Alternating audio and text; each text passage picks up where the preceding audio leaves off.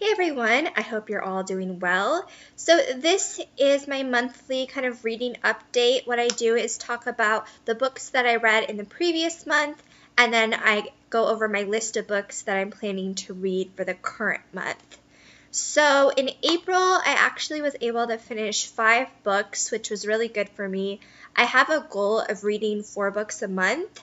And for the first 3 months of the year, I was never able to meet that goal. I was really busy and stressed the first part of the year. So I was really excited in April. I actually went on vacation and I just had some more time to read. So I was actually able to finish 5 books.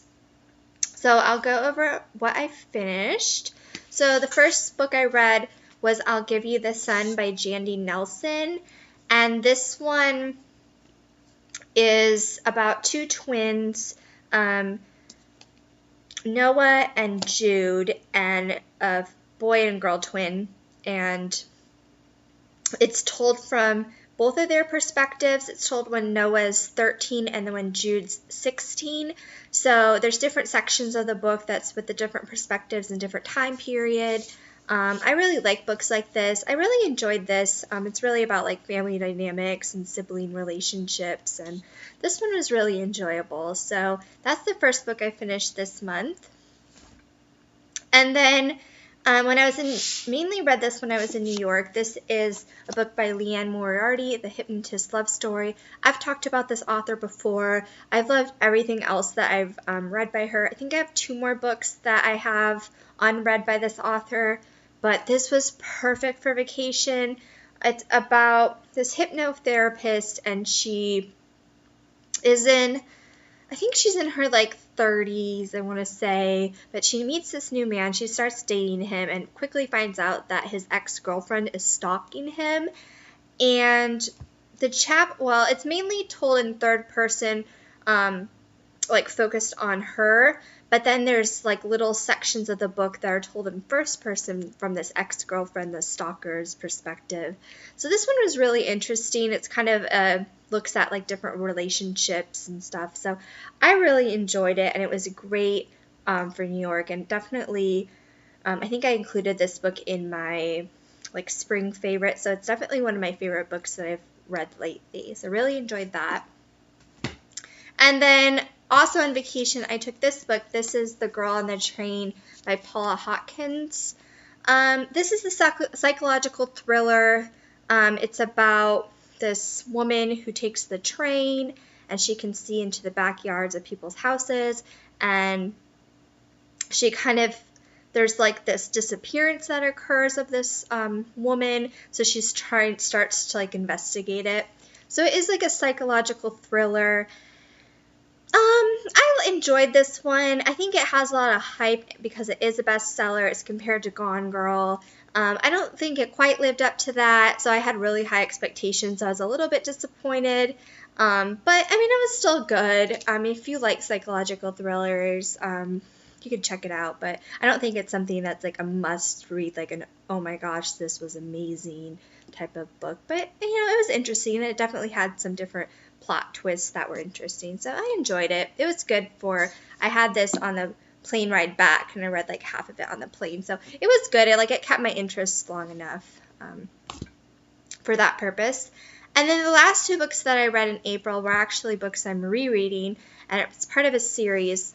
So it's I don't know the official name of this series. I always call it the Jessica Darling series or Sloppy First series by McCafferty. So there's 5 books in this series, and in April I read Sloppy First, and then Second Helpings. So what I wanted to do is just reread the whole series and read one book after another. I've reread these 2 books multiple times. I think I got both of these books, I want to say when I was in high school. They're quite a few years old. But I always reread the first 2 books and never get to the final 3 books. So I just wanted to reread the whole series all in a row just so I could get through all of them. And basically what it is the main character, Jessica Darling, it's her diaries. And these 2 books are when she's in high school. So this one ends with her high school graduation. And then I guess moving into my books I read in May. So that was the 5 books I read in April. And then for May, I have, firstly, the final 3 books in the Jessica Darling series. So Charmed Thirds. This, I actually, since I'm filming this at least a week, well, what is it today, the 10th? More than a week into May, I've already actually finished this book. This follows her throughout college, and it really focuses on her like winter and summer breaks. So it kind of takes her back to her hometown versus focusing when she's at college. So this is her college. This forthcoming, I've actually already started this book. This is her, like, when she's first graduated from college, and then the final book, Perfect Fifths. So I still have this book to finish, and then I'll be reading this one next. So that's 3 books, if I finish all 3 of them, 3 books for May. Then once I'm finished with the Jessica Darling series, the next book I want to read, another part of a series, I guess, but this is the new, I think this one came out, it's not that new, I think it came out last year, or even the year before. It's been out for a little while. I've actually, 2013, so it's been out for a few years. I picked this up a few months ago. I got some books like from a half-price bookstore, or like a used bookstore. But this is Bridget Jones' Mad About the Boy by Helen Felding. So it's like the 3rd book in the Bridget Jones series. I do have the first 2 books. I just didn't really feel the need to reread those just because I also have the movies and rewatched, especially the first movie, a lot. So I thought this would be interesting. We'll see. And I've had it for a few months. I definitely want to read it. And then because I was able to finish 5 books in April, I thought I would challenge myself again to read 5 books. We'll see if this happens. But my 5th book, if I get around to it, is a Rainbow Rowell book. She's the author. She's written Eleanor and Park, Fangirl. I think those are her 2 most popular books. But this one, Landline, is about a husband and wife who kind of their relationship has fallen apart, and the wife finds out a way to call her husband like in the past using a landline.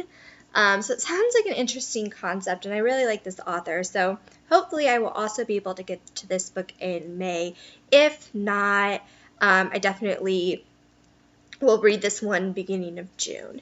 So that is it. That's all the books I read in April and everything I have or am planning to read in May. I would definitely like to know if you guys are planning on reading any books this month, or if you read anything recently that was really good. Definitely let me know. And that is everything. Thanks for watching. Bye.